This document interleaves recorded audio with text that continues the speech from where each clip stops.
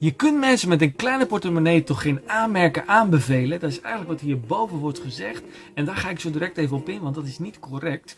En ik ga ook in op het volgende dilemma wat ik ook heb. Is dat mensen zeggen van, ja, ik heb 101 vragen, maar ik krijg nooit antwoorden van je. Hoe zit dat nou? Je geeft toch gratis schildertips? Dus daar ga ik zo direct ook op in. Maar eerst even het volgende punt. Schildersbedrijf Edens, de vakman voor uw woning. Ja, ik heb jouw reacties verwijderd. En waarom heb ik dat gedaan? Nou, als eerst moet je weten dat ik schildertips maak om jou als doe-het-zelver verder te helpen bij het klussen.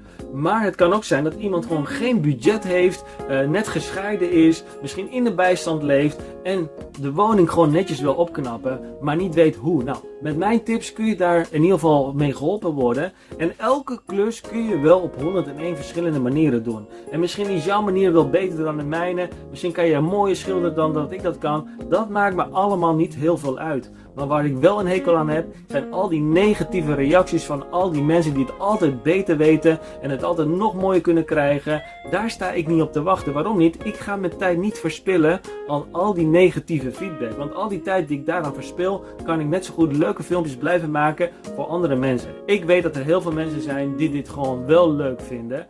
Dus jouw negatieve feedback, daar sta ik gewoon niet op te wachten. Ik wil alleen mensen bij me hebben die dit leuk vinden en dit kunnen beamen. Of misschien nog een kleine aanvoeging kunnen doen in de reacties. Daar heb ik allemaal geen moeite mee. Dat vind ik ook leuk als iemand iets kan aanvullen. Maar kom je alleen maar om jouw gal uit te spuien, daar sta ik niet op te wachten. Want het is veel mooier als jij juist bij iets negatiefs wat je ziet, om daar het om te draaien naar iets positiefs en te zeggen van, joh, dat vind ik beter, dan dat je al iets bevestigt van, nou, dat ziet er niet uit, om dat nog eens een keer te zeggen, dat ziet er niet uit. Dat kost je helemaal geen moeite. Maar het kost je veel meer moeite als iemand die iets negatiefs heeft gedaan, om te zeggen van, joh, dat heb je misschien negatief gedaan, maar dat stuk vind ik wel heel goed aan je, dat je dat hebt gedaan. En zet dat door, zodat je daar veel beter in wordt. Nou, ik hoop dat ik je daarmee bemoedig en dat je voortaan weet, als jouw reactie verwijderd is, dat dat komt omdat jouw reactie te negatief is voor mijn community die ik graag wil opstellen en mensen daarin verder wil helpen om ze verder te helpen bij het klussen. Kijk, ik heb deze tips ooit gemaakt voor mensen met een kleine portemonnee.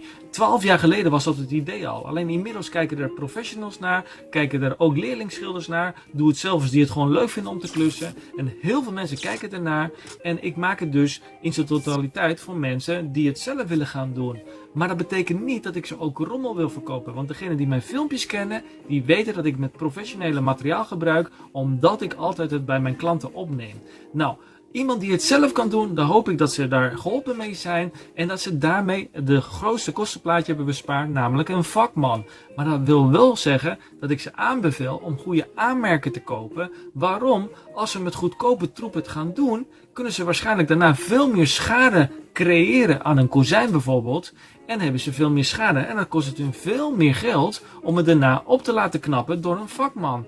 Dus ik beveel je juist goede materialen aan, zodat je minder kosten gaat krijgen op lange termijn. Nou, dat is even de opzet daarachter. En mensen die dat dus leuk vinden, die kunnen dat dus zelf doen. En eventueel de materialen via mij inkopen, zodat ze de juiste materialen in huis hebben om hun klus te klaren. Maar dan het volgende dilemma, dat mensen zeggen, ja, ik heb 101 vragen en ik krijg nooit antwoord van je. Nee, dat klopt. Ik plaats heel veel dingen op andere social media's ook, op TikTok, op Instagram, Facebook, YouTube en noem maar op.